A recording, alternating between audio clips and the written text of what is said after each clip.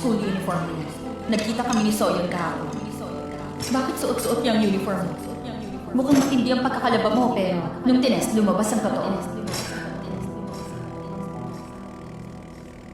Nung namatay si Papa na lang ang meron ako, kaso nag-asawa siya ulit, tapos naganak ng marami.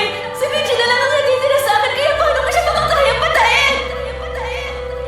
O sige, hindi mo pinatay ang anak ko. Pero sino may gawa nun? Sabihin mo kung sino pumatay sa Minjin ko!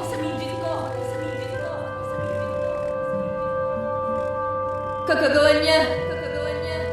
Umupa siya ng tao para patayin si Minjin. Ito yung phone ng hayop na pumatay kay Minjin. Tapos ito yung number niya.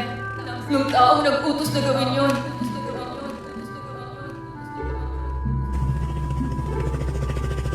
Kasalanan ko kung bakit siya namatay.